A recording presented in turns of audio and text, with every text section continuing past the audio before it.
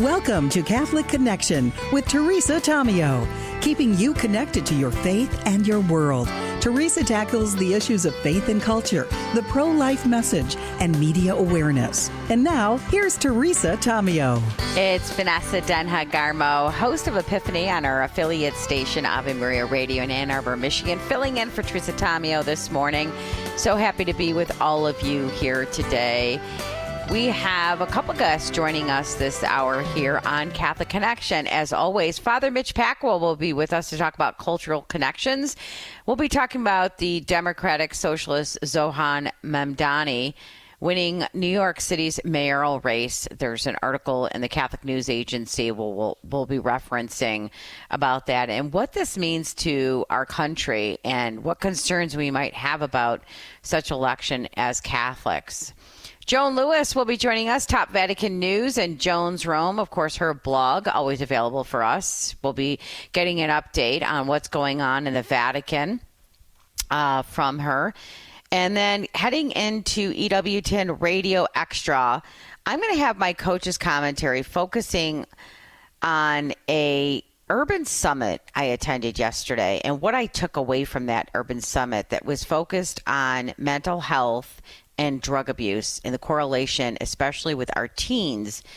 And, you know, what I took away from that is the foundation of our Christian life, where faith, family, fellowship is central to solutions in today's cultural problems. And I might talk a little bit with Father Mitch about that if I have time. I can just kind of brief about that. But I'm going to kind of give you that summation as we reflect, even though the summit, very well done, great speakers, wasn't, you know, coming from a Christian Catholic perspective, but there was so much in there that I took away from a Catholic Christian perspective, which people mentioned. They mentioned God, they mentioned love, they mentioned care for fellowship. And so I'll get into that in my coach's commentary, but what it means to us as Catholic families to help our children navigate the culture today, the pressures they're under when it comes to the access to marijuana that's so readily available to them, the influences of social media and these selfies and these forward-facing cameras that there has been a link, studies that show ever since forward-facing cameras came out and selfies became so prominent that depression and anxiety among teens have drastically increased.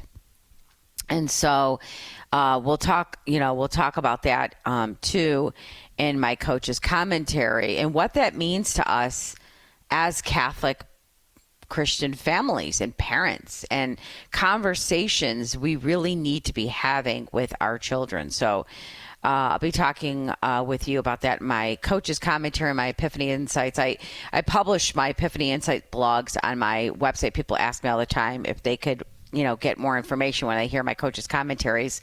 I write them in blogs on my website, epiphanycommunications.com, and on Substack, so you can see them there as well. I'll be updating my last coach's commentary from the other day and today as well, so those will be up on my website soon.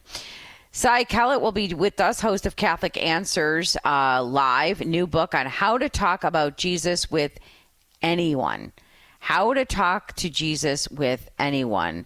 I love that because we're all called to evangelize the faith. We're all called to bring others and help people have an encounter with Jesus. And sometimes it's not easy to figure out how to do that. That will be in the EWTN Radio Extra hour. So how to talk to about Jesus with anyone. And, it's one of the things that we all should be doing, but probably aren't or not enough. And it's not exercise, which we should be doing, eating right, of course, calling our moms. No, spreading the good news about Jesus Christ and his salvation. This job isn't optional. Like I said, as baptized Christians, we're all called to do this. So we'll be talking with Cy Kellett about that as well. But right now, it's 4 minutes past the hour here on Catholic Connection, and now time for the news on EWTN. And we're going to kick off this newscast with a weather update from Tammy Trio. In the Northeast, temperatures will stay in the low 50s with some lingering lake effect showers across upstate New York and northern Pennsylvania, with partly sunny skies elsewhere. A cool, crisp day across the mid-Atlantic with temperatures near 60 from Washington, D.C. up through Philadelphia. In the Southeast, sunny skies from Atlanta to Orlando with temperatures in the mid-70s and low humidity. Along the Gulf Coast, a few passing clouds, but no major rainmakers. Spotty showers linger in the deep south from coastal Texas through southern Louisiana, otherwise warm and humid with temperatures around 80. A powerful cold front has settled into the Midwest with temperatures only in the 40s and wind chills dipping into the 30s. The northern plains stay cold under clear skies with temperatures in the 40s, while the southern plains, including Oklahoma and Texas, warm up into the 70s. Warm, dry, and sunny across the southwest with temperatures in the mid to upper 80s for Phoenix and Las Vegas. Checking California, sunshine statewide with temperatures in the upper 60s along the coast and in the mid 70s inland. And in the Pacific Northwest, steady showers are expected from Seattle to Portland with highs in the upper 50s. That's your national forecast. I'm Tammy Trujillo. In Vatican City, Pope Leo XIV met Thursday with Palestinian President Mahmoud Abbas, marking their first in-person meeting. The two leaders discussed what the Vatican called the urgent need to end the conflict in Gaza and ensure humanitarian aid reaches civilians. This from Vatican News. The Holy See press office described the meeting as cordial, with both leaders reaffirming support for a two-state solution, peace in the region. President Abbas also visited the tomb of Pope Francis at the Basilica of St. Mary Major, laying flowers and honoring the late Pontiff's recognition of Palestine. The visit coincides with the 10th anniversary of the comprehensive agreement between the Holy See and the State of Palestine, an accord affirming Palestinian self-determination and the shared spiritual significance of Jerusalem. There is celebration and condemnation around the world following Zohan Mamdani's election as mayor of New York City. Roya O'Neill reports. Mamdani, the Democratic Socialist Muslim of Indian descent who was born in Uganda and a New Yorker since he was 7. An American citizen in 2018, Mamdani is now mayor-elect of its largest city. London Mayor Sadiq Khan called the election a win for hope, as both men have faced attacks because of their religion. In Israel, the national security minister said Mamdani's election would, quote, be remembered as the moment when anti-Semitism overcame common sense. I'm Rory O'Neill. 2 New Jersey men are facing charges in connection to an alleged terror plot. Natalie Migliori reports. Acting U.S. Attorney for New Jersey, Alina Habba, says the pair were part of the same online communication group as the suspects arrested in connection to the alleged ISIS-inspired plot in Michigan, using the platform to discuss their own separate plots. Habba says the 19 and 20-year-old suspects plan to travel to Syria to pledge themselves to ISIS. One of the suspects is charged with conspiring to provide material support to a terrorist organization, while the other is charged with transmitting violent anti-Semitic threats on the internet. I'm Natalie Migliori, NBC News Radio. Some Senate Republicans say they're close to reaching a deal to reopen the government. Mark Mayfield has more. The shutdown has been going on for 37 days and is the longest in history. Senate Majority Leader John Thune said yesterday that a mini funding package that could get bipartisan support is nearing completion. He met with Democratic negotiators Tuesday night in an effort to find a solution. Some lawmakers are now hopeful a deal can be reached and approved by Congress next week, but that depends on how quickly negotiators can get others on board. I'm Mark Mayfield. And here's Mark Mayfield with the latest technology news. Instagram is being ordered to stop using PG-13 to describe its new teen accounts. Matt Mattinson explains. The Motion Picture Association reportedly sent a cease and desist letter to Instagram's parent company Meta over the use of the rating. It said the claims the new setting is guided by the PG-13 rating are literally false and highly misleading. The MPA said it can't be aligned with its rating system because it doesn't use the same curated process and instead heavily relies on artificial intelligence. It argued that any dissatisfaction with the Instagram setting would cause the public to question the integrity of the MPA's rating system. Perplexity is getting a warning from Amazon about its AI-powered shopping assistant, Comet. Amazon says Comet is not identifying itself as an agent when it's shopping on Amazon. Perplexity argues that Amazon is trying to stifle innovation. And Anthropic reportedly expects to see $70 billion in revenue by 2028. The AI giant recently inked deals with Microsoft and Salesforce. Tech Report, I'm Mark Mayfield. Tesla's annual shareholder meeting is today, and there's a major vote coming that could either make Elon Musk the world's first trillionaire or see him part ways with the electric vehicle maker. Musk's $1 trillion performance-based compensation package is at stake, as well as his continuing control of the company. The tech billionaire has hinted that he might leave Tesla if his pay deal is blocked. Ahead of today's critical vote, Norway's Wealth Fund, a major Tesla investor, announced it would vote no. Both the Powerball and the Mega Millions jackpot are sky high. Mark Mayfield has that story. There was no grand prize winner in Wednesday night's Powerball drawing, so that jumps to $467 million with a cash option of nearly $221 million. And then there's Mega Millions with an estimated $843 million up for grabs in the next drawing on Friday. I'm Mark Mayfield.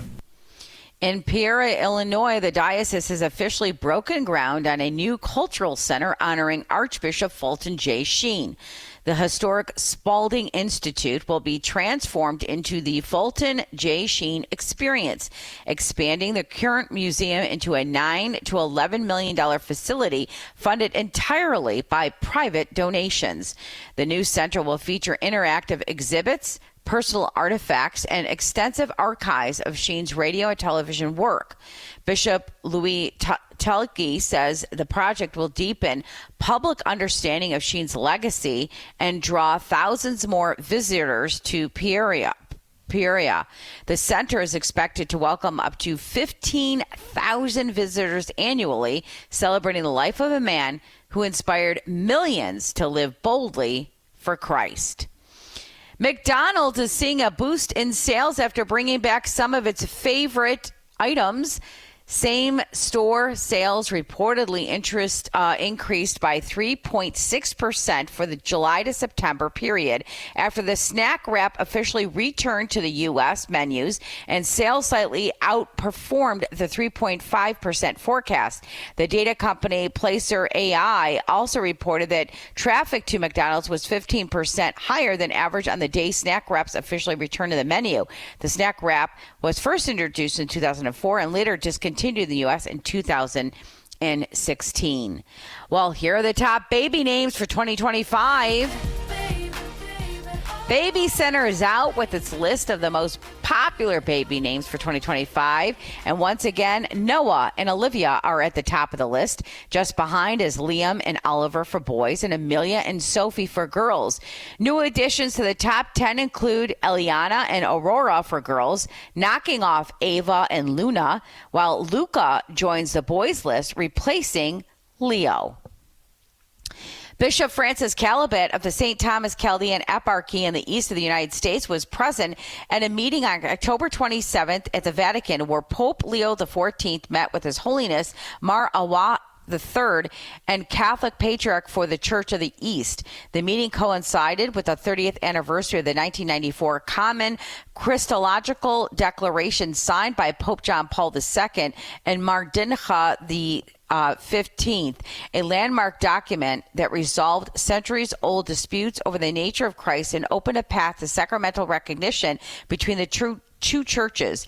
In his address, Pope Leo emphasized that the presence of the Patriarch and the Commission bear witness to the fact that fraternal encounter and theological dialogue are mutually constituted elements on the path toward unity. It's 14 minutes past the hour here on Catholic Connection. Vanessa Denhagarmo filling in for Teresa Tamio. We'll be back with Father Mitch Pacwa.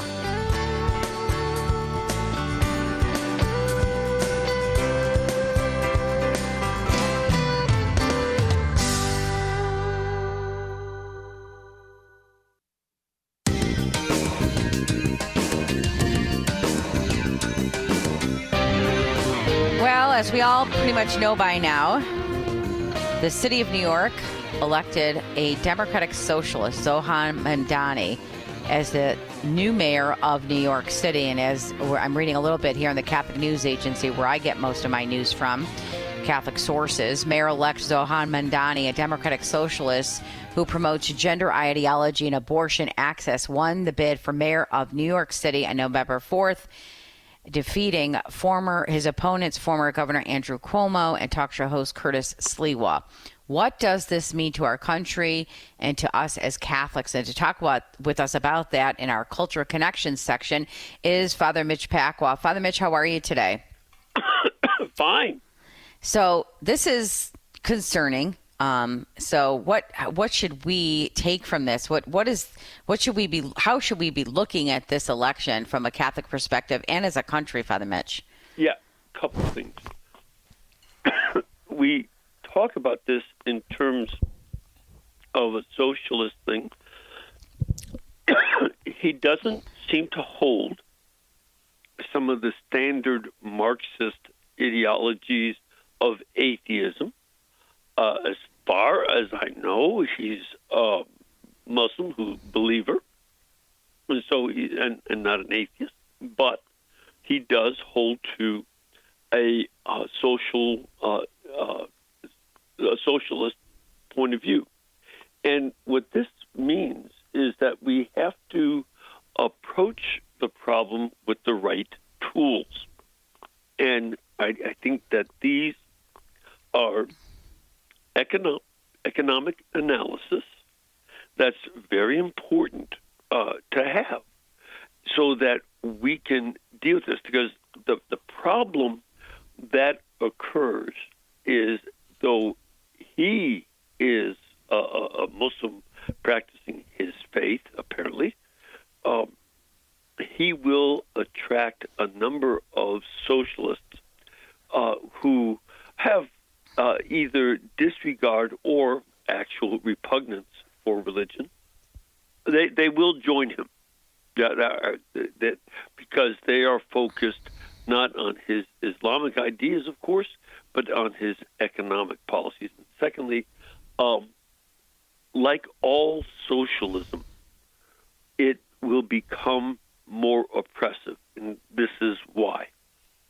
Mm-hmm. In a socialist economy, like a communist, as a matter of fact, I strongly recommend that everybody listening get hold of a book on economics that's pretty understandable. It's not super technical.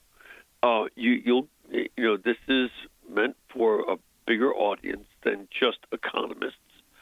It's by Frederick Hayek, Hayak. The book is called The Road to Serfdom. And I strongly urge that, along with another economist, an American named Thomas Sowell. And I would recommend his book, Basic Economics. There's a 5th edition that deals with a lot of temporary, not temporary, but recent situations in the economy that people will remember. It's not about older time. Hayek wrote during and after World War II, and he pointed out that whether it was Hitler's socialism or Stalin's communism, the same thing was occurring. Too few people made decisions for too many other people. In other words, in a socialist economy, the people in the government to make decisions about the economy because it sounds more efficient. That's the attraction. It sounds like a way to make sure that everybody has what they need and that the economy cannot be trusted to adjust by itself. Therefore, people in the government will have to work to make an economy that is equal for everybody, and everybody has enough. The problem with that theory, sounds attractive, and I think that is what folks in New York found attractive, is this will be easier to live here. We want rent freezes and we want free transportation and cheaper groceries, because living in New York is extraordinarily expensive in those areas of life. So he promises 3 basic needs: food, housing, transportation. And the problem will be this. When one person or a small group of people makes those decisions, it can't account for all the factors. For instance, when you have rent freezes, it becomes a bad investment to own apartment buildings. The people who own the apartment buildings can't make money. Their costs continue to go up with inflation, when there is inflation, and the price they can charge for an apartment is controlled by the government. So that's why they call it rent controls. But basically, they're freezing the rate for rent. At the point that it becomes economically unfeasible to make a living off of owning an apartment building, it becomes more expedient to arrange a fire or some other catastrophe that destroys the building, and then you can sell it for commercial purposes, which you can't do when there are government controls on the rent. And what happened this occurred back in the 70s and I think into the 80s in New York. In large areas where there was rent control, buildings just kept burning. Father Grichelle was living in South Bronx. He said, I can stand on a street corner, and as far as I can look in any direction, all the houses were empty except for squatters, because they all had been set on fire and destroyed. This happens. Now, that's terrible. Who would do it? If you cannot make money off of your owning your building, you will find a way to make your property worthwhile. Yeah. And now that's just one issue. And of course, I'm making it very simple, but you do that with food. For instance, when he wants to start government grocery stores, which takes away competition from existing stores. Exactly. But here's the thing: how will he be able to assure that he can have lower prices and dealing with the distributors to those stores? He still has to get groceries from somewhere. Yeah, distributors. Will he be sensitive to the desires and needs of the customers? In some neighborhoods, people want Hispanic food in New York City, but not just Hispanic food in general. They want Caribbean-style food. Yeah. In other places, it'll be Italian, and so on. Yeah. We have to take a break, Father Mitch. Let's take a break, and we'll continue this conversation when we come back. Father Mitch Pacwa here with us. Cultural, we're looking at the culture from a Catholic perspective. Don't go away.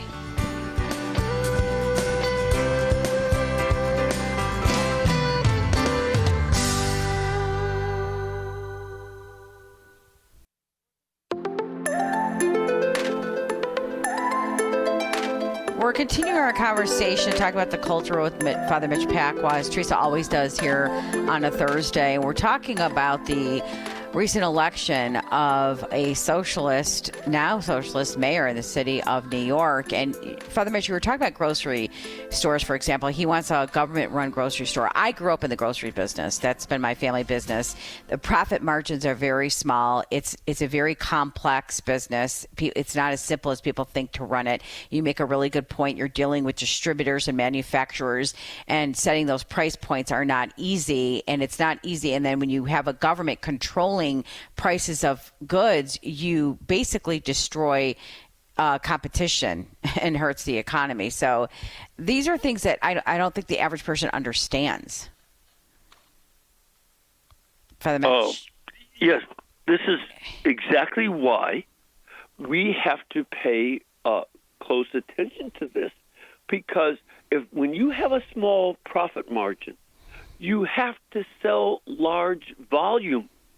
It's the only way you make a profit. Yeah. And you sell a large volume when you're dealing with the desires of your customers. And when individuals in the state make these decisions about, and we're just mentioning groceries, think of all the super complicated issues, such as with transportation.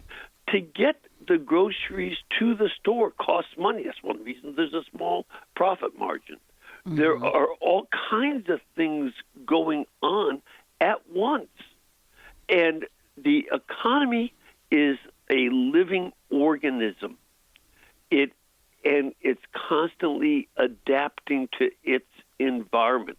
So things that used to be really popular back when I was a kid, people barely touched with a 10-foot pole. You used to get all kinds of casseroles made with Campbell's soup. That was such a staple back in the 50s. I don't think people make that much anymore. Yeah, I haven't had one of those in years, and I don't particularly miss them. Food changes, and again, we're just talking about one industry. And I would encourage people, if you don't read Hayek, read Sowell and Thomas Sowell. These guys understand the economy, and Hayek, with his Road to Serfdom, was in Austria. He got to England after the annexation of Austria to the Nazi Germany, and he wrote about how this is why the economy is failing. And so it's not about the communists are going to put us in prison. I don't know that Mamdani will do that. I have no idea. Some of his associates look a little rough. He, on the other hand, is apparently sweet and smiling all the time. But that doesn't mean he can run a grocery store, yet alone a chain of grocery stores. Yeah. See, that's going to be the issue. What experience will his people have in? Will they actually be able to get these stores going? Yeah. That's the other thing too. We are dealing with politicians who frequently say a lot of things and won't, or can't get them done. Yeah. Yeah, where's the game plan? Yeah. I want to switch gears a little bit, Father Mitch, and just touch upon a summit I attended yesterday, which I'm going to be talking a little bit at my coach's commentary in EWTN Radio Extra. And it was a secular summit, but it was a correlation between mental illness and the drug problems in our country, primarily marijuana use. And it was, the effects on teens. And what I took away from that summit, there was wonderful experts explaining the stats and the data and the research, and there's a direct correlation between mental illness, schizophrenia, bipolar, when kids are smoking marijuana before their brain fully develops. Yeah. But really what I took from that summit was the underlying Christian beliefs, even though it wasn't overtly shared.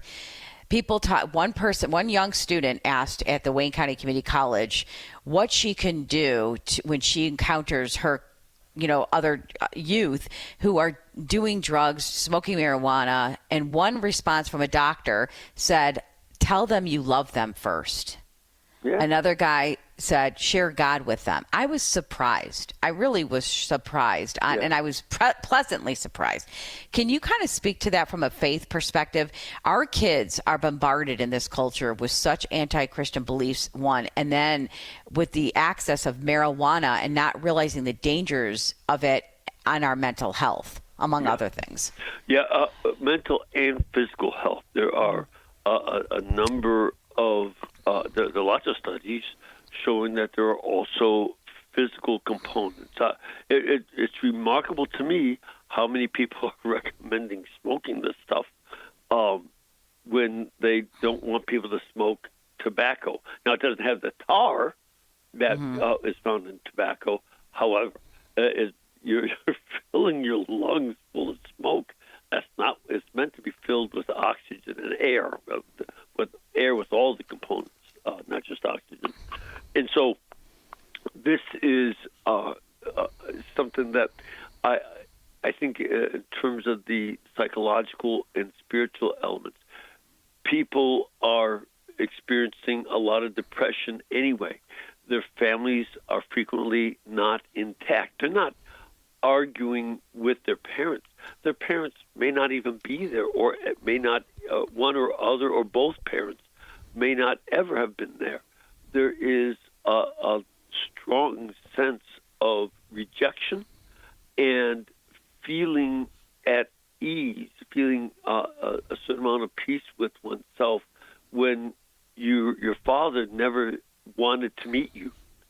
It's a horrible thing for a lot of people, but no matter what you say, this is how a lot of young people go through life. They feel like that their father never wanted to meet them and had no care about them. That they brought that up too, Father Mitch, the fatherless homes in America contributing to this decline of families and these problems teenagers are having. Right. It's much better for teenagers to be angry at a parent who sets limits for them than to be depressed because he never loved them. And again, it's not only dads. I also know of plenty of families where the mom has abandoned them too because she's using drugs. Yeah. This is a serious reality. And so that is a wound, that what they call a parent wound psychologically, that this wound is deep and is precisely here where someone who loves you more than your parents ever could, even if they had been there, is what's needed. The love of God the Father. You have some ideologues who say, I can't deal with God the Father because I have such a father wound. No, that's precisely what you need to heal it. A father who does love you infinitely and eternally. Amen. And that's the way to go. Amen. Father Mitch Pacwa, thank you. Always a pleasure to talk with you. Thank you very much. Good talking to you. God bless you. Father Mitch Pacwa, Cultural Connections. When we come back, Joan Lewis, Joans Rome will be with us.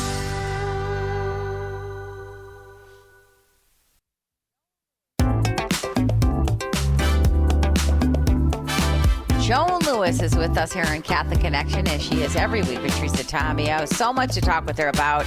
And Joan, I want to start with a story that I read in the news. Pope Leo met with the Palestinian President Mahmoud Abbas. Tell us about that.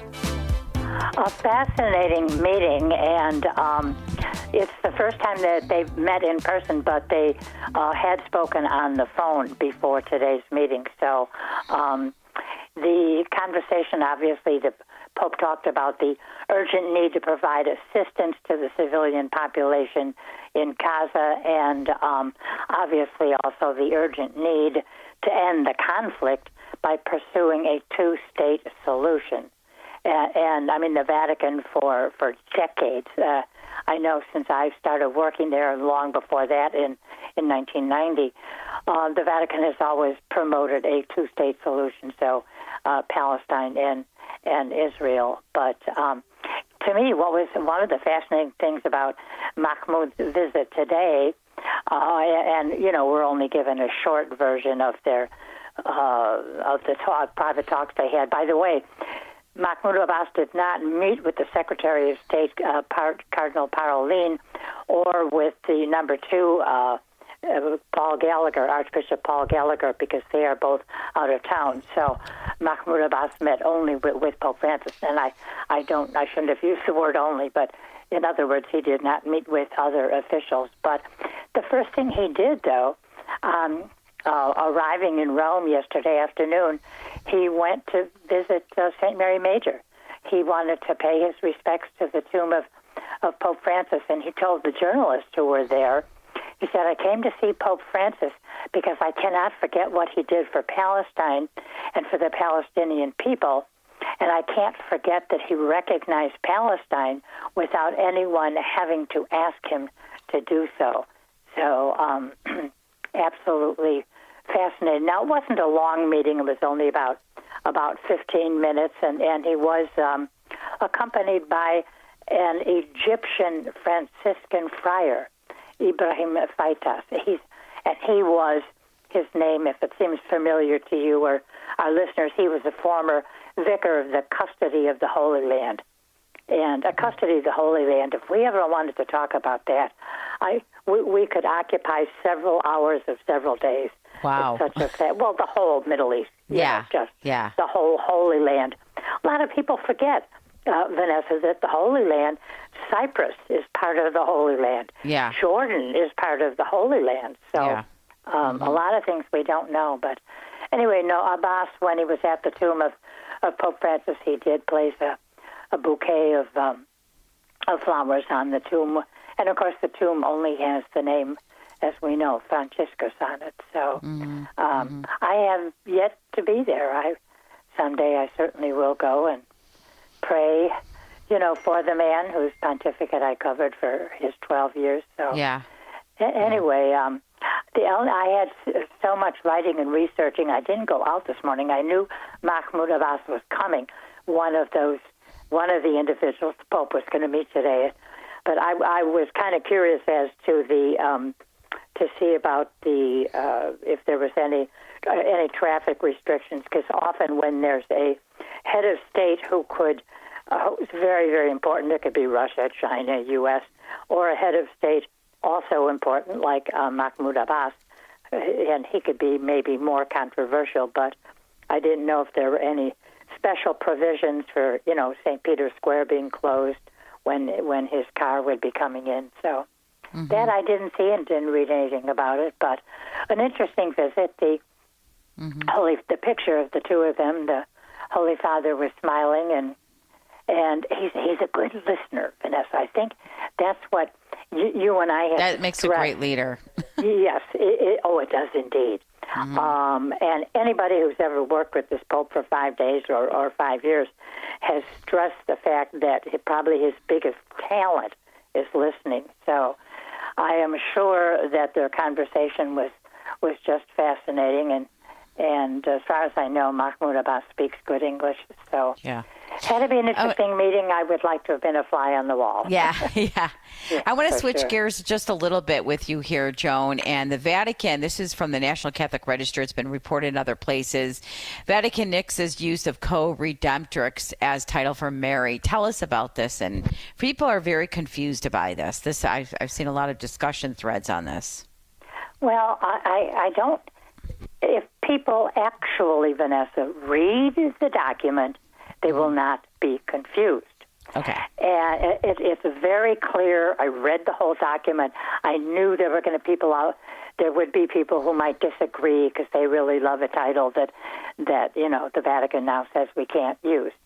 But so the document came out on Tuesday. It's called Mater Populi Fidelis. In English, that's Mother of the Faithful People. And it's a doctrinal note on, quote, some Marian titles regarding Mary's cooperation in the work of salvation. So it's already fascinating. The word cooperation can be used, cooperation in the work of salvation. So here's the important paragraph.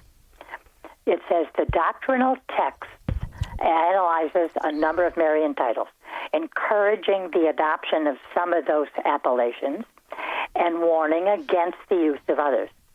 So here's the good titles: Mother of Believers, Spiritual Mother, Mother of the Faithful. Now, these are all approved.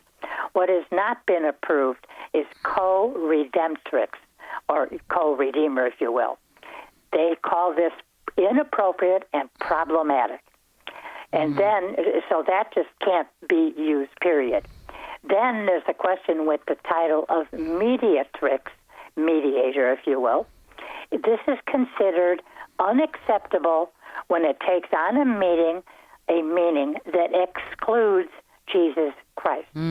However, it can be used appropriately as long as it expresses an inclusive and participatory mediation that glorifies the power of Christ. So the titles, Mother of Grace and Mediatrix of all graces, are considered acceptable when used in a very precise sense.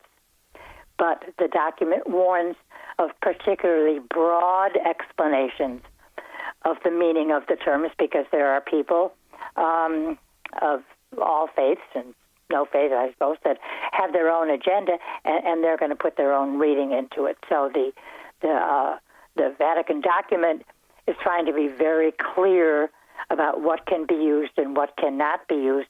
And the funny thing is, as I read the document and as I finished reading it, Vanessa, one thing came to mind. It's called the Litany of the Blessed Virgin Mary, the Litany of Loretto, right? Yeah. There are 54 titles in that litany that can be used for Mary. Yeah. Now, there's titles referring to motherhood. Oh, and the document from the Dicastery for the Doctrine of the Faith, they talk at length and beautifully about the motherhood of Mary. So we have Holy Mother of God. We have beautiful Mother of titles. Mercy. Yeah. Mother of Hope. We have Virgin titles. Virgin Most Prudent. Virgin Most Venerable, Most Powerful. We have Queen titles. Queen of Angels. Queen of Martyrs. Queen of All Saints. I mean, I've only given you 9 of those titles.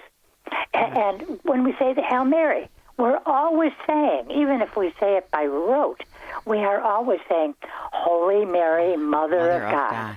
Yeah. I mean, they're the Mother of God. Yeah. What more could you even want than that? And so now we have Spiritual Mother. That's okay. Mother of the Faithful. That's perfect. These are all approved. So just to go to one word which is inappropriate and another word which we have to be careful about, just to look at 2 titles and start to argue over them. I mean, I don't even want to tell you what I saw on Facebook. Oh, I know. I did too. I just, well, and I think your point is well taken. If people just actually read the document and not just the headline and understood it, you would be probably arguing on social media. And that's what happens all the time. People don't read the document. They just read a headline and think they could chime in on a conversation. And Vanessa, I mean, you and I are in the business. It's our job to read completely, what comes out from the Vatican. Sure. Sometimes we have to get up earlier in the morning or go to bed later at night. But it is our job to know these things. I know it's not the job of the people in the pew who have full-time work and have families, and they don't have the time to dedicate to a full analysis, of a papal document. Yeah. But this is where we come in. This is where the media's job has to be to give that truthful summary of an analytical document. We can't have an agenda. My agenda, I do have one. It's called the truth. Yeah, that should be all of our agendas in the media. Yes, exactly. Unfortunately, we have become from journalists to advocates, unfortunately. And Vanessa, one thing I'm always telling people, I'm doing it on the air and in my blog, and sometimes I'll answer something that's really off base on Facebook. If you want to know what the Holy Father, in his case, or even in the case of a congregation in the Vatican, if you want to know what the Holy Father actually said on a certain matter, on a certain day, all you have to do is go to Vatican.va. It is right there. Yeah. And there's also, VaticanNews.va. Yeah, I go to that all the time. I read Vatican News daily almost. Yeah, two Joan, sources. Yeah. You've got it. Yeah. Joan, I want to switch gears in just the last 2 minutes with you and talk about Cardinal Newman, now Doctor of the Church. Oh, that was such an absolutely wonderful event on the weekend. Saturday, of course, November 1st, All Saints Day, And the interesting thing is, one of the people that I was going to interview, who was going to be in Rome for last week's Jubilee of Education, we had been corresponding, and she wrote me days before the event began. She says, Joan, guess what? There's been such great response at the Vatican to the Jubilee of Education that the Jubilee Mass that was going to be in St. Peter's Basilica was moved to the square. And anybody who saw the Mass on TV on Saturday, they saw there were probably 15 to 20,000 people. So now it was during that Mass that the Pope named, it was the Solemnity of All Saints and the Jubilee of Education. And the Holy Father proclaimed St. John Henry Newman as the 38th Doctor of the Church. Now, so there's 38 doctors, 34 are men, 4 are women. And the Pope praised him highly, calling him a master of faith and reason. And he urged educators, the Pope did, to form people, quote, who may shine like stars in their full dignity. And he asked educators to make schools gateways to a civilization of dialogue and love. And by the way, the same day, November 1st, Pope Leo named St. Newman co-patron of the Church's educational mission together with Thomas Aquinas. Yes. And what I love, it was Leo the 14th's predecessor, Leo the 13th, who made Newman a cardinal in 1879. Yeah. And he made Thomas Aquinas patron of Catholic education just a year later. So now we have a co-patron along with Aquinas. But it was a very, very jubilant day. Amen. So, Joan Lewis, always a pleasure talking with you. Joans Rome, thanks for being with us here on Catholic Connection.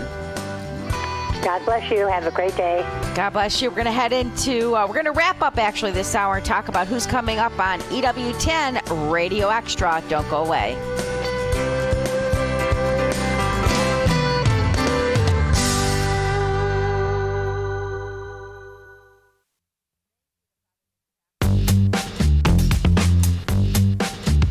Thank you to Father Mitch Pacwa and Joan Lewis, as always, joining us here on Catholic Connection. Vanessa Denhagarmo filling in for Teresa Tamio. I want to just give you an update on the world over with Raymond Arroyo, one of my favorite things to watch on EWTN. Sebastian Lei, son of the incarcerated Hong Kong businessman and democracy advocate Jimmy Lai, discusses the latest efforts by President Trump and his administration on behalf of his father. Representative Chris Smith, chairman of the House Foreign Affairs Africa Subcommittee on the redesignation of Nigeria as a country of particular concern regarding the persecution of Christians occurring there. And Most Reverend Athanasius Schneider, auxiliary bishop of Astana, Kazakhstan, on his new book, No Greater Love, The True Meaning of Martyrdom. The World Over with Raymond tonight, 8 p.m. Eastern Time on EWTN TV and radio. And get news from the world over in your email inbox every week. Visit EWTN.com and click on subscribe. We are going to head into the EWTN Radio Extra. I'll have my coach's commentary with some epiphany insights on a summit I attended yesterday, and I'll share that with you from a Catholic perspective. And Cy Kellett will be with us, host of Catholic Answers, about his new book, How to Talk About Jesus with Anyone, which we are all charged to do, by the way, brothers and sisters. We're all called to evangelize the faith. We're all called, exercise and eat healthy. We should be doing that, but we all need to know how to share Jesus with the world. So we'll talk with Cy Kellett about that. Going into EWTN Radio Extra, join us there.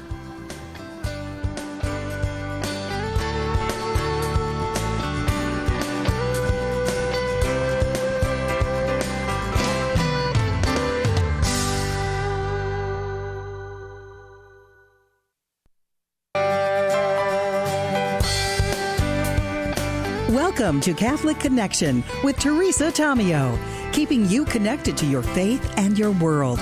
Teresa tackles the issues of faith and culture, the pro-life message, and media awareness. And now, here's Teresa Tomeo. Good morning. It's Vanessa Denha-Garmo filling in for Teresa Tomeo here on EWTN Radio Extra. I'm the host of Epiphany on the EWTN affiliate in Ann Arbor, Ave Maria Radio, and I'm a Catholic leadership coach, strengths coach, and so happy to be with all of you here today. How to talk about Jesus with anyone. So it's the one thing we all should be doing, or probably more of. Is it exercising, eating right, calling mom more? Well, probably yes to all of those things. But really, what we all need to be doing better is spreading the good news about Jesus Christ and his salvation. This is not optional. It's an explicit command from the Lord himself. So why do we work so hard to be good Catholics in so many ways by going to church, obeying the commandments, preserving the prayer, participating in the sacraments, but we make excuses about how to talk to Jesus with people? We will be talking about how to talk about Jesus with anyone. Steve Dawson, St. Paul Street Evangelization, teams up with Cy Kellett, Catholic Answers Live, to help you and me replace those excuses with a tested plan for going from timid and hesitant to confident and zealous in our daily duty to save souls. That is what we're charged to do, brothers and sisters. So we'll talk about that with our guest coming up, Cy Kellett, with us here today on Catholic Connection. And these are wonderful tools for all of us to go out and evangelize the faith. I think about this all the time, and I pray about it, especially when certain conversations come up naturally with friends and family who are at different places in their faith journey. And all of us are at different places. But I think about myself, what would Jesus say at this moment? It's the reason I started these 1-minute Christ Epiphany Insights or Christ-centered communication messages that are heard in Catholic radio in the country, because I really wanted to think about what would Jesus say at this moment with this situation. And I started writing these in 2012, and because I found myself stumped. And so I'm really excited to talk about this book. I'm also going to share a coach's commentary today. I talked a little bit about, alluded to this in my conversation with Father Mitch Pacwa last hour on Catholic Connection, but I went to a Detroit Urban Summit that focused on drugs and mental illness among teens, youth. And there were several kids from various high schools in Southeast Michigan, in Wayne County, in fact. And this took place at the biggest community college in the state of Michigan, and one of the biggest and most successful in the country. And it's Wayne County Community College, led by Dr. Curtis Ivory, who's a very impressive leader. And I'll talk about that. But what really struck me was what I took away from the conference. I took many wonderful nuggets away, but one thing that really struck me as a Catholic, I started to look at the conversations from a Christian Catholic perspective. And one of the things they really talked about were fatherless families, the lack of love and security children have today, the lack of friendship and fellowship, which is all central to our Christian faith, which is all really core to our Christian faith, really love. God is love. And these children need to feel loved, and they join gangs and they deal drugs and they get involved in drugs because they want a sense of belonging. And that's what a lot of the stats show. And it's really sad because so many kids in urban areas, you know, more than 50% are in fatherless families. And so a lot of the young men think their only path to life is either, you know, incarceration or dying young. And so I want to have a coach's commentary on what we can do as adults in terms of talking to our children. And this wasn't just intended for urban kids. The statistics are alarming, but this applies to all of us. It is approaching 5 minutes past the hour here on Catholic Connection. I'm Vanessa Denha filling in for Teresa Tomeo, and now it's time for the news on EWTN.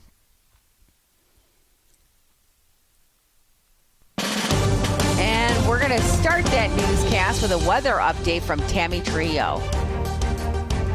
In the Northeast, temperatures will stay in the low 50s with some lingering lake effect showers across upstate New York and northern Pennsylvania, with partly sunny skies elsewhere. A cool, crisp day across the mid-Atlantic with temperatures near 60 from Washington, D.C. up through Philadelphia. In the Southeast, sunny skies from Atlanta to Orlando with temperatures in the mid-70s and low humidity. Along the Gulf Coast, a few passing clouds, but no major rainmakers. Spotty showers linger in the deep south from coastal Texas through southern Louisiana, otherwise warm and humid with temperatures around 80. A powerful cold front has settled into the Midwest with temperatures only in the 40s and wind chills dipping into the 30s. The northern plains stay cold under clear skies with temperatures in the 40s, while the southern plains, including Oklahoma and Texas, warm up into the 70s. Warm, dry, and sunny across the southwest with temperatures in the mid to upper 80s for Phoenix and Las Vegas. Checking California, sunshine statewide with temperatures in the upper 60s along the coast and in the mid 70s inland. And in the Pacific Northwest, steady showers are expected from Seattle to Portland with highs in the upper 50s. That's your national forecast. I'm Tammy Trujillo. And Vatican City Pope Leo met Thursday with Palestinian President Mahmoud Abbas, marking their first in-person meeting.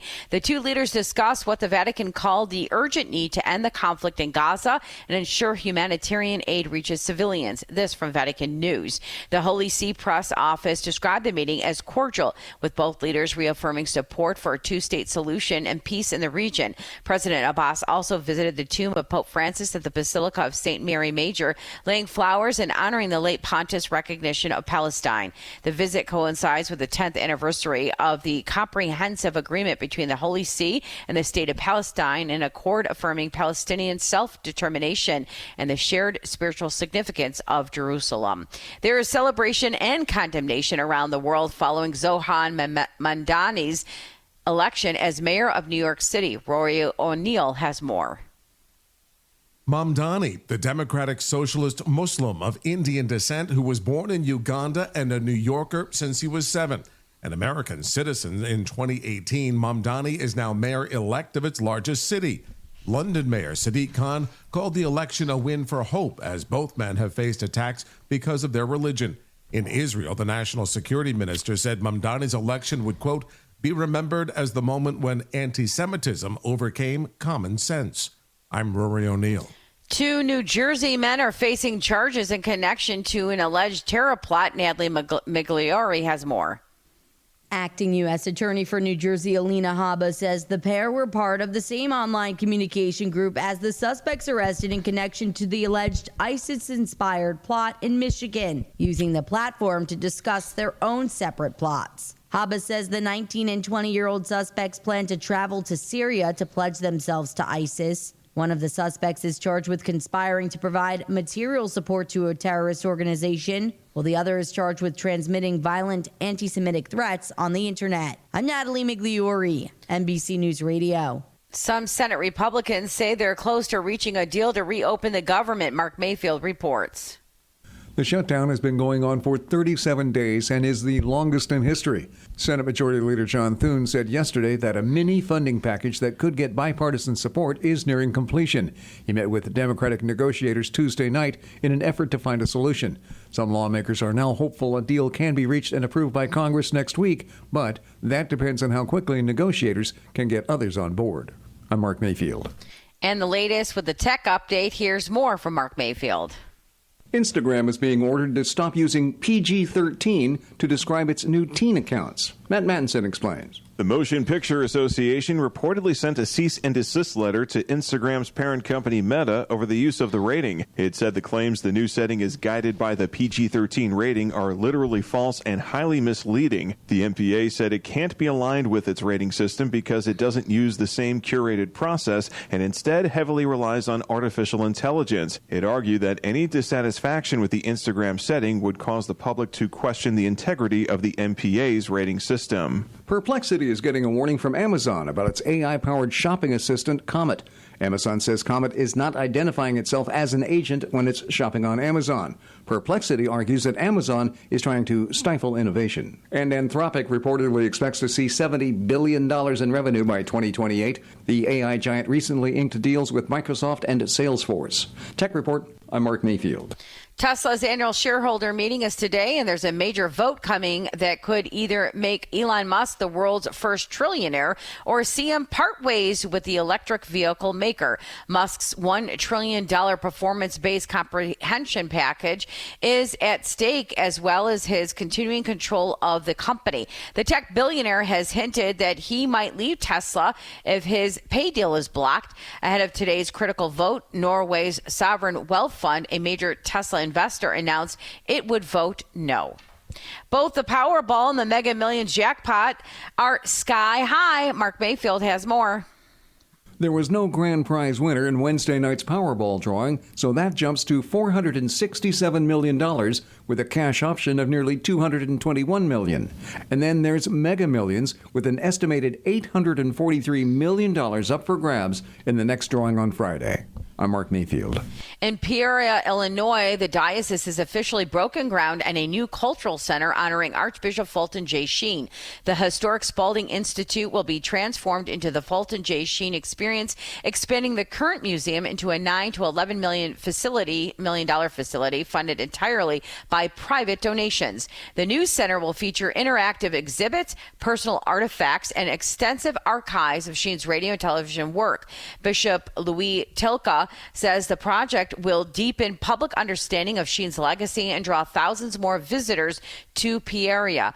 The center is expected to welcome up to 15,000 visitors annually, celebrating the life of a man who inspired millions to live boldly for Christ. McDonald's is seeing a boost in sales after bringing back some of its fan favorite items. Same-store sales reportedly increased by 3.6% for July to September period after the snack wrap officially returned to the U.S. menus. Sales slightly outperformed the 3.5% forecast. The data company Placer AI also reported that traffic to McDonald's was 15% higher than average on the day snack wraps officially returned to the menu. The snack wraps was first introduced in 2004 and later discontinued in the U.S.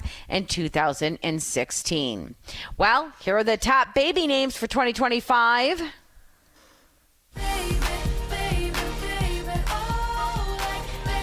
Baby Center is out with a list of the most popular baby names for 2025. And once again, Noah, Olivia are at the top of the list. Just behind is Liam and Oliver for boys and Amelia and Sophie for girls. New additions to the top 10 include Eliana and Aurora for girls, knocking off Ava and Luna, while Luca joins the boy list, replacing Leo. Pope Bishop Francis Calabut at St. Thomas Chaldean Eparchy in the east of the U.S. was present at the meeting October 27th at the Vatican, where Pope Leo XIV met with His Holiness Mar Awa III and Catholic Patriarch of the Church of the East.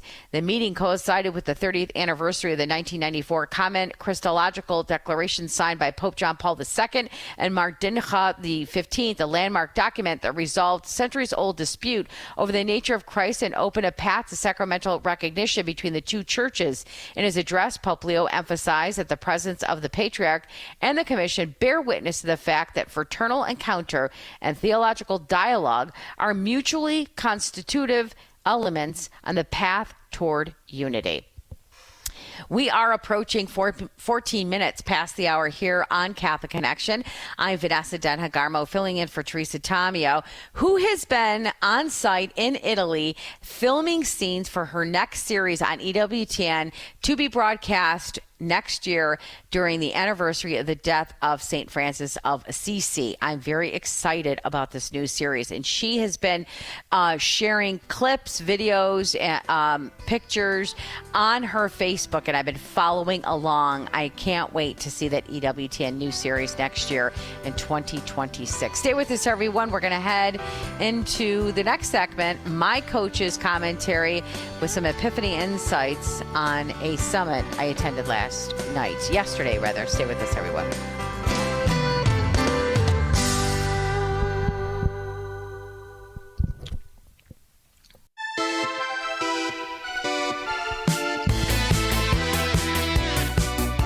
So yesterday, here in Michigan, I attended a Detroit Urban Summit at the largest community college in the state of Michigan, Wayne County Community College. A college that 30 years ago was actually about to go under. And led by Dr. Curtis Ivory. He turned that college around and has now become the biggest community college in the state of Michigan and one of the biggest in the country. And one of the things that he does outside the traditional educational and academics at the college is he brings in various world-renowned speakers, nationally known speakers, to talk about cultural issues that we're facing. And this was on the direct effect of marijuana and drugs, alcohol on teens and mental illness and the rise of depression and anxiety and what's going on in the world today.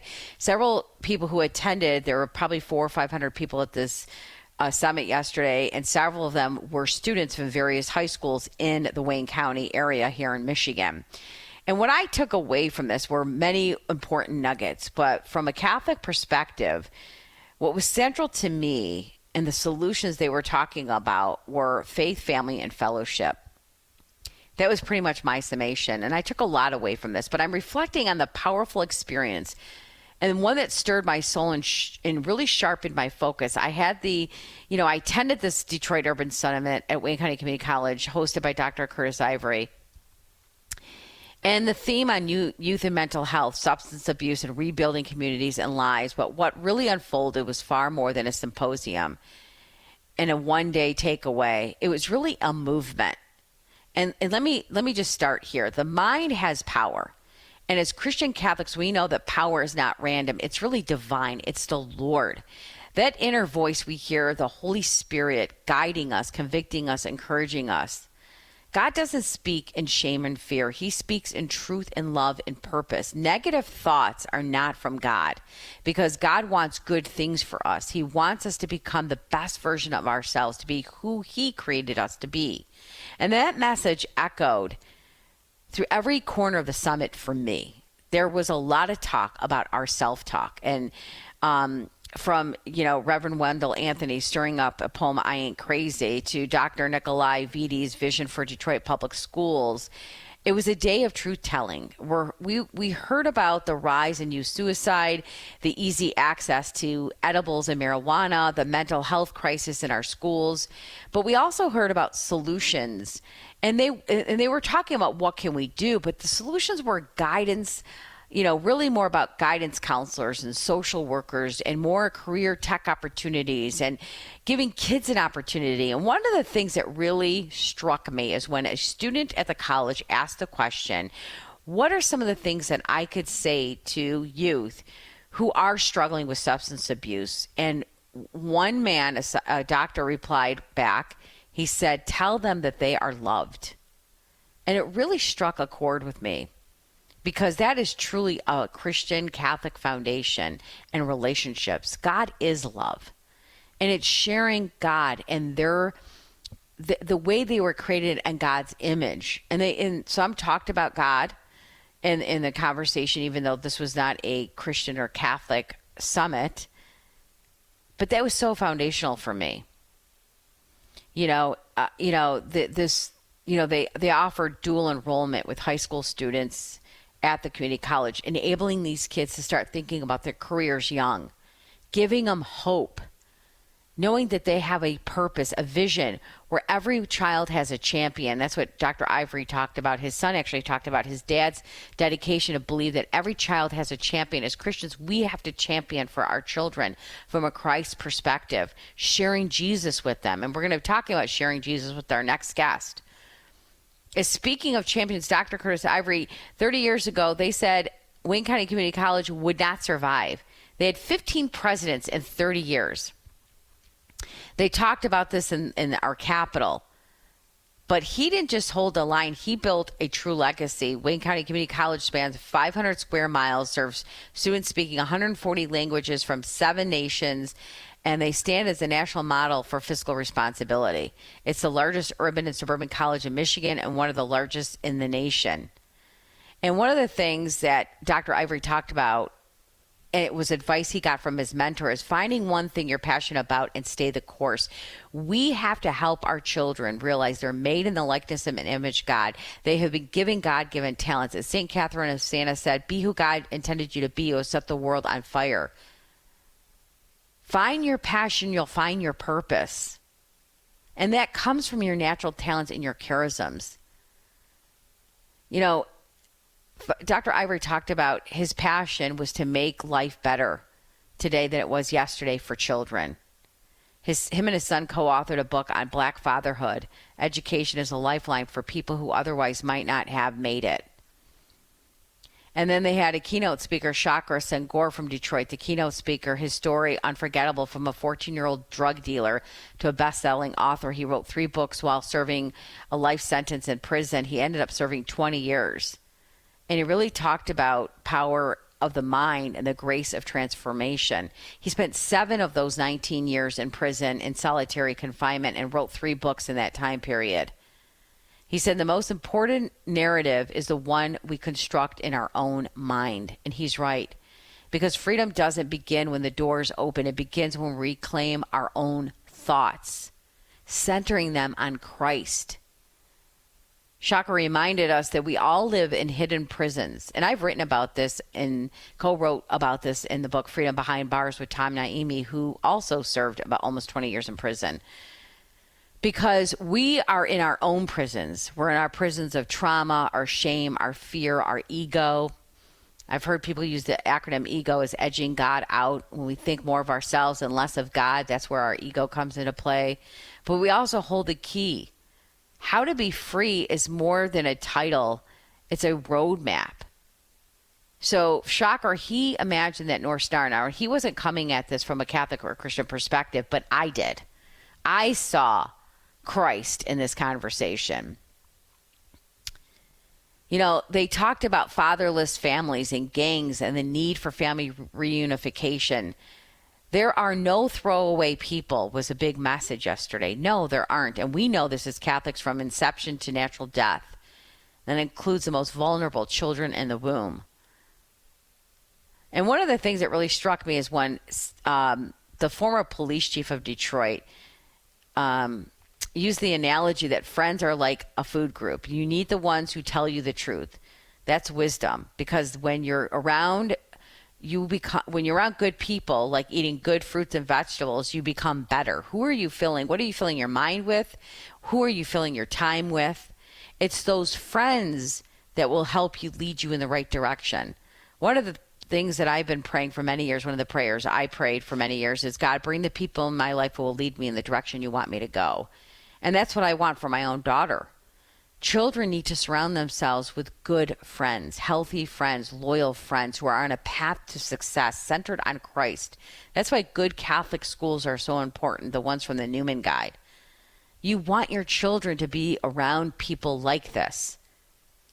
There was even a moment where kids shook a bottle. They did this exercise. I loved it. I might do this with some clients in my coaching practice. They all had a pop bottle. And they shook it every time the police chief said something that stressed them out. Like, I have a lot of homework. I have a test coming up. I just got in a fight with my mom. My friends dumped me. I saw something on social media that upset me. And they kept shaking the bottle and shaking the bottle. Now, the question is, now open that pop bottle. You know what's going to happen. I know what's going to happen. It's going to explode. The pressure built up. And then you release it on other people. And that's what happens. And we don't want to do that. We want to slowly release that pressure. What do? We meditate, we pray, we go to Jesus. And in order to truly love yourself, you have to know the Creator who loves you and see your life through His eyes. We are made in His likeness and image. So the summit wasn't just about information. It really was about transformation. And to me, it was transformation in Christ. It was a truth about, it was about truth, healing, and hope. Reminding every person in the room that they matter. You matter. I matter. So I kind of recapped this in a blog on my website, epiphanycommunications.com. I also published it on Substack. You can read it there. People are asking me where my coaches' commentaries are. There are Epiphany Insights on my website, epiphanycommunications.com. Don't go away. We'll be right back after the break.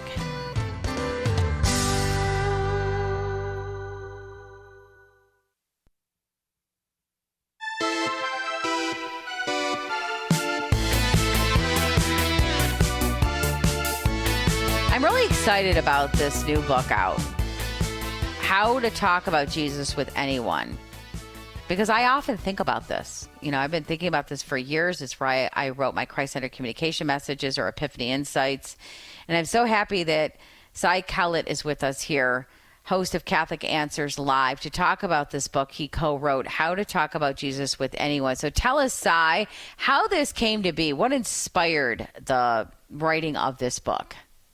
That's funny because sometimes it's hard to answer that question. With this book, it's the easiest thing because we had the title from our president. Chris Check is president of Catholic Answers, and he said he wanted a book about how to talk about Jesus with anyone. And so the title came first, and then we said, who's the person that knows how to answer that question? And Steve Dawson immediately came to mind because Steve Dawson is the founder of St. Paul Street Evangelization and an extraordinary person. And he has spent years and years on the street and in every kind of situation talking with people about Jesus. He started a whole apostolate just devoted to talking with people about Jesus and training people to talk about Jesus with others. So he was the guy. And when he said yes, he also said, I need a co-author. He's busy. He said, I need somebody to write with me. And so I got to be paired up with him. So really, the book is an inspiration from our president. It's the ideas of Steve Dawson, and I kind of assisted in putting it all together. So I sat at the feet of Steve Dawson, really, and learned all this stuff as we were writing. And we'll have this at the EWTN Religious Catalog, but who published the book? Catholic Answers Press. Yeah, that's one of our books. It comes from Catholic Answers Press. Oh, Catholic Answers Press. Perfect. And so I love the description here. It's the one thing we all should be doing, but probably aren't or not enough. Is it exercising, eat right, calling mom? Well, we all should be doing all those things too. But what people don't realize, Cy, is that we're all called to evangelize the faith. We're all called to bring others to Christ. And I don't think a lot of people understand that or even know what that means. Well, that second one is the problem, is that I think even when you say that, people clench up, like, oh, I know I'm supposed to be doing that. It's like, I know I'm supposed to be eating right. I know I'm supposed to be getting more green vegetables, but I don't know how to do that. Or it's very unpleasant to do that. And I'll get to that later. And so I do think one of the things about practical advice, like this is a real how-to book. It's not a why you should book, although there's a little bit of that. It's a how-to book because exactly what you said, people are like, even when they hear you should be evangelizing, that's what all Christians are called to do. Well, how am I supposed to do that? We get that nervous reaction. And I think that's what the book is an answer to. Don't be nervous. Jesus didn't call you to do something miserable and horrible. He called you to do something that's actually quite pleasant when you learn how to do it. Yeah. Many years ago, like I said, I was in boardrooms and I was still working in county government, and I would have these conversations and I'm like, what would Jesus say right now to these people? I'd get stumped, right? And it's like, how do I approach a subject? And, what are some of the things that you have found in your experience that maybe is a common denominator in stumping people where they're just like, oh, I don't want to have this conversation? Is it when it comes to political issues like abortion or gender ideology or immigration? I mean, what are the ones that people just don't want to talk about from a Catholic or Christian perspective? I think all of that is in there, but I think the main difficulty is that the sharing of the person of Jesus actually makes people uncomfortable because it kind of has gotten to be almost it's almost like a sign of an unbalanced person, because it's been portrayed so badly in media for so long that the person who wants to talk about Jesus. So I do think there is all of that moral stuff is very difficult to raise with Jesus, with people, but Jesus is particularly difficult because, I mean, how many times have you seen the nutty Christian or the maniacal Christian or the weird Christian portrayed in media? And people just don't want to be that. I don't want to be that weird person. And so there's a fear of the name of Jesus almost, or just talking openly about Jesus, because we're trying to avoid being that creepy person that shows up in every Netflix movie, that creepy, the creepy, weird Christian. Yeah. So I do think there is a particular problem with Jesus, and the problem is that we've been intimidated out of it by being kind of falsely educated that there's something weird about anybody who wants to talk about Jesus. There's something creepy about you if you want to do that, which is the farthest thing from the truth. So how do we overcome that perception, that negative perception of creepiness? Well, I think be normal is one of the things, but be normal as you, be normal as a Christian. That is, one of the ways that you can begin to talk with others about Jesus or to begin to be comfortable doing it is to be open about your faith so that people know what they're getting when they get you. Don't hide it. So, it can be a real act of courage, say in the workplace, to make the sign of the cross on yourself before you eat. But if you do that, then a lot of other conversations will become easier later because people will see that they know who you are then. They know, I'm dealing with Catholic. And they maybe they have negative views of Catholics. Maybe they don't like it. But at least you've kind of set the tone of expectation that people know who you are. So somebody says, I gotta go away next week. My mother is very, very ill. If you can say, I'm going to pray for your mom, or God bless you. I know that's hard. These are things that are unoffensive, unobtrusive. But if you make them part of your everyday way of speaking to people, people begin to know who you are. And then you've already kind of broken the ice. It's not going to come as a shock the day that you, go the next step and sort of proclaim Jesus. And proclaiming is not scary. It's not like, it doesn't mean getting a bullhorn out. As a matter of fact, when you said, I'll pray for your mom, or God bless you, that's very hard, you've already begun to proclaim the gospel. You're already doing it. So give yourself some credit. You're already doing it. Yeah. So the first thing is to live authentically and comfortably as a Christian. Don't try to hide the signs of your Christianity. And then the next steps are easier when those opportunities come up. Yeah. One of my favorite questions to ask people, Kelly, we got to go to break soon, is how can I pray for you? Or, Oh, beautiful. Yeah. Yeah. And one of the things that I do too is very subtly, like everybody in my circles know how Christian I am. My couple friends we were just out to dinner with, they call me Sister Vanessa because but I mean, it's a kind of a joke, but I give holy water. Like one of my friend's kids just went on study abroad and I sent him holy water and a St. Benedict medal with him. And about a month into it, he texts me and he goes, Miss Vanessa, thank you so much. That was so kind of you. I really appreciate it. I use my holy water every day. And I showed his parents and they're like, oh, that was so nice of him. So there's so many different ways, we can share Jesus. And I love this book, How to Talk About Jesus with Anyone. It doesn't have to be that complicated.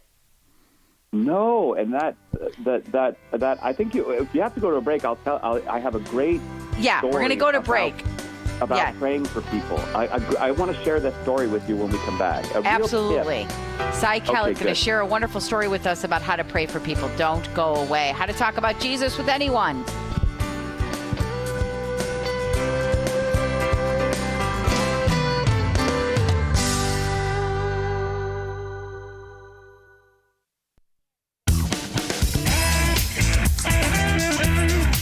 I can't think of a better book to buy for stocking stuffer this Christmas than How to Talk About Jesus with Anyone, written by Steve Dawson and Cy Kellett. Cy, who's with me here today. Cy, this is a great Christmas book gift to give to people, our friends and family this year. And before we went to break, you were going to tell us a story about praying for people. What could you share with us?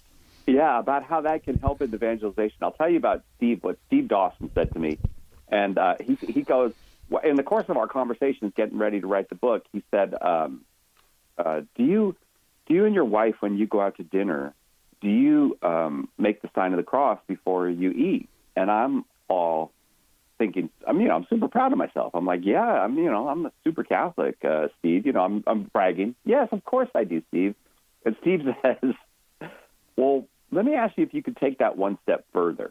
And I said, okay. He goes, next time you're out to eat and the waiter or waitress is there, tell them, say, we're going to pray before we eat. Is there anything we can pray for you?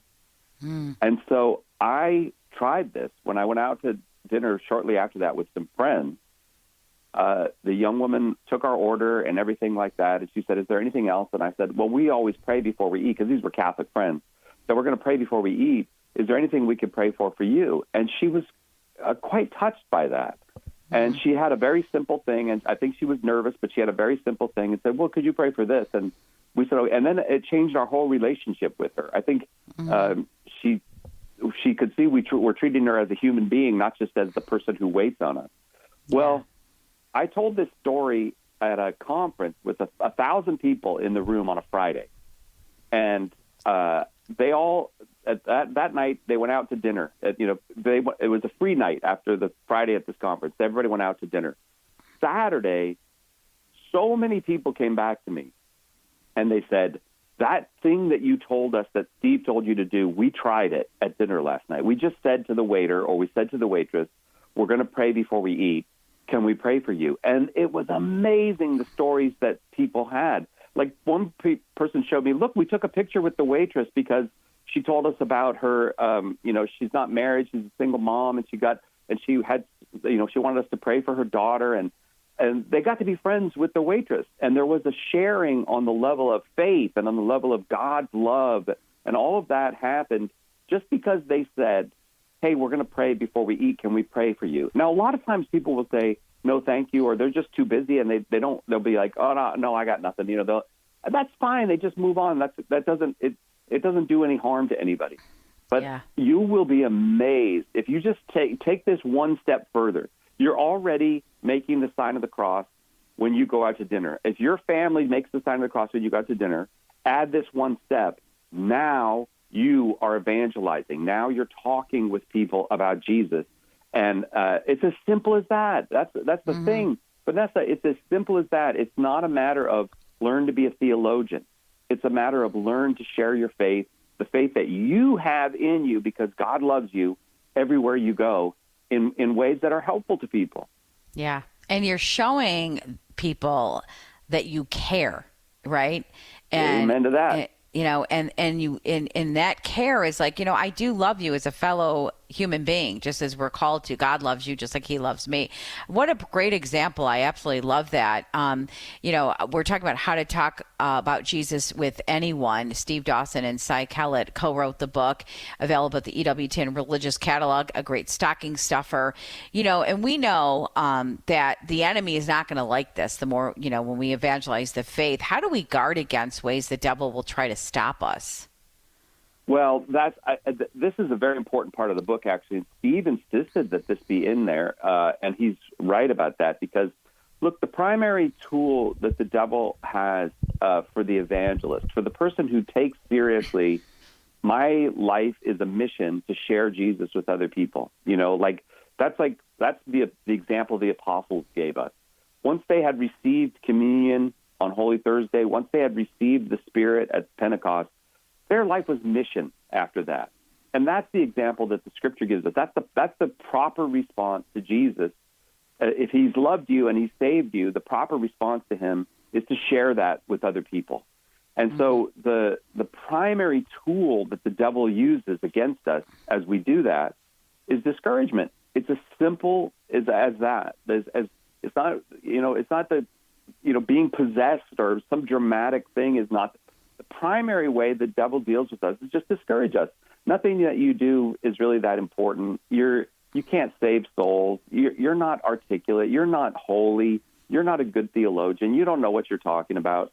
And these are things almost that we feel like we're saying them to ourselves, but certainly that demonic voice is trying to discourage us. It's kind of cooperating with our own self-criticism and building on it. And so the sacraments are the essential key. And the sacraments are, you can't do the sacraments alone. So community is essential. That is being connected to other people who pray, who try to share the gospel of Jesus Christ, who try to live that way. The only real tool for overcoming the power of discouragement in this world is the power of the sacrament and the power of the communal Catholic life. You got to find other people who you can share this with, who can kind of lift you up and go, yeah, I know nobody has responded in the last 6 months to any, like that'll happen sometimes. Every time you've tried to talk about Jesus, people have shut you down. Just keep going. You don't know what seeds you're planting, and the next person might be the one that you're going to have a beautiful, encouraging conversation with. If you don't have somebody to help you in that way, it's very, Jesus sent them out 2 by 2. He didn't send them out 1 by 1. We need each other, and we need Jesus in the sacraments. If you're not living the sacramental life, you're opening yourself to discouragement. Go to confession, go to communion, live the sacramental life of prayer and charity, and you can fight that discouragement. I remember about 20 years ago, I was having a conversation with my spiritual advisor about evangelizing the faith. And I remember saying to him, I don't even know really what that looks like, And I go, how am I supposed to get people to convert or grow closer to the faith as Catholics? He goes, you're missing the point. He goes, you don't have to sit there and talk about the catechism in the Catholic Church and what the Church teaches. You still start talking to them about Jesus. And it was like a light bulb, that epiphany moment. I'm like, oh, I could do that. I could talk to them about Jesus. It relieved me of that kind of stress, right? It's like, that's not that complicated. And just praying for people. Another thing is the storytelling and the listening, because Jesus was a master storyteller and Jesus was, a master listener as a leader, and those stories help connect us. We could tell our own almost reversion or conversion or our encounter with Christ story as a way to share Jesus too, right?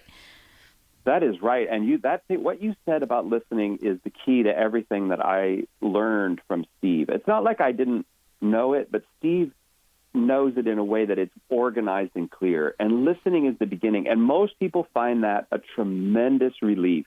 That the beginning of evangelization is not proclaiming.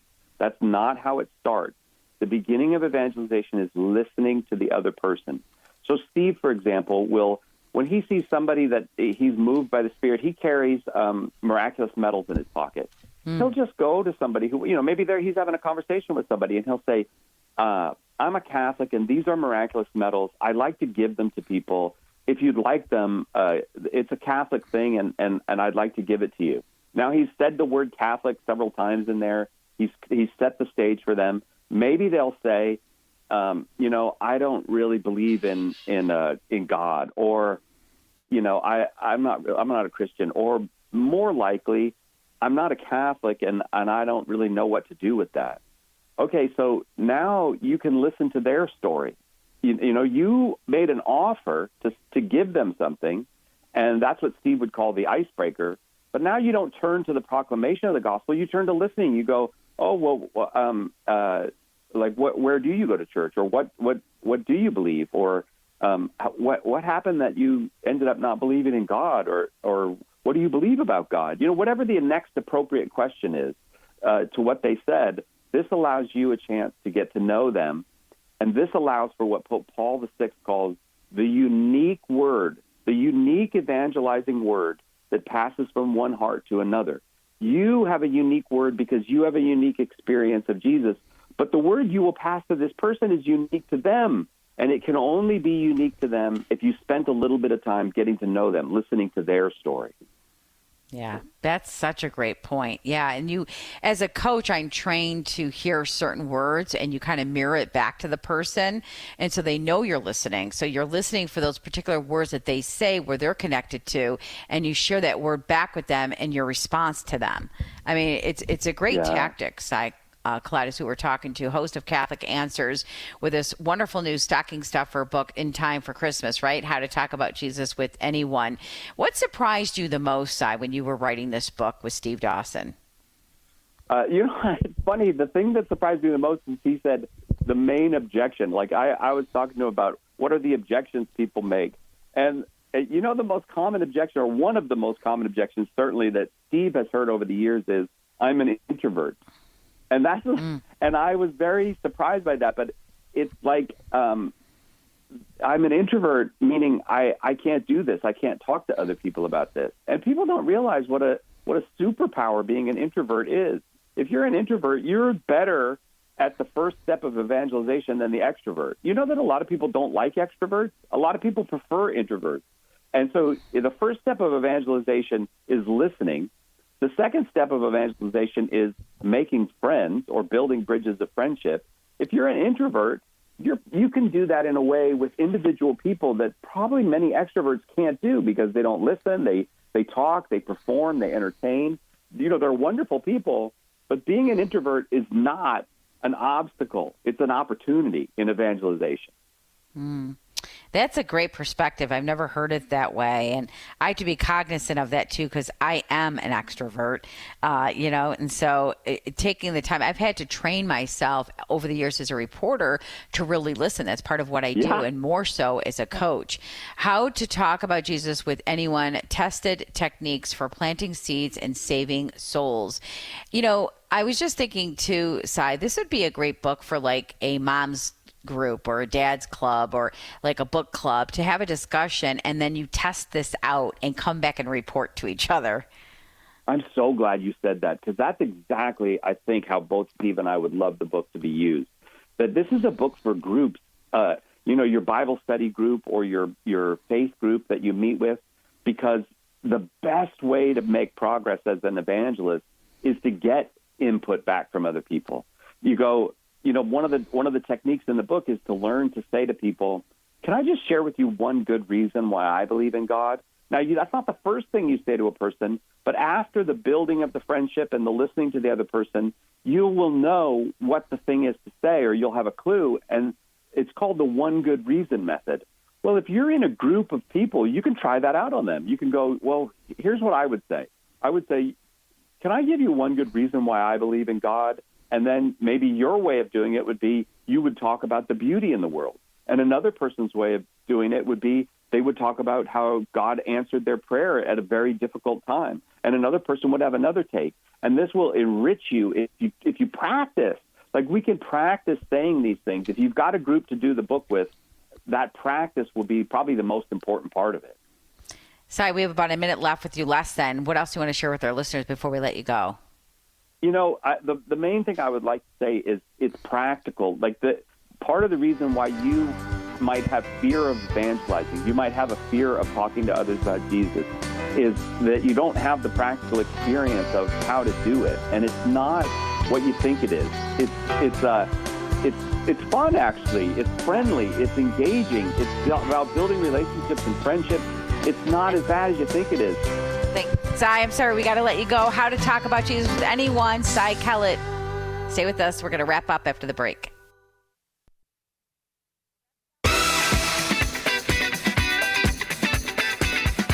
We're wrapping up on EWTN Radio Extra. Thank you to Cy Kellett for being with us, host of Catholic Answers, the new book, How to Talk About Jesus with Anyone, available at the EWTN Religious Catalog. A great place to look for those wonderful Christmas gifts and stocking stuffers. And this book, How to Talk About Jesus with Anyone, is one of those great books. If you want my blog for my coach's commentary, I get asked that a lot. You can go to epiphanycommunications.com, and there's a copy of my blog and what I talked about today and yesterday. And then Doug Keck will be with Teresa Tomeo tomorrow, the Inside Word at EWTN. Doug Keck will be joining T. She'll be back in her host chair. Dr. Tim Gray, president of the Augustine Institute and the 2027 Good News Cruise speaker. Teresa will be talking with him, and she will also be talking with Katie Glenn Daniel from the Susan B. Anthony, Director of Legal Affairs and Policy Council.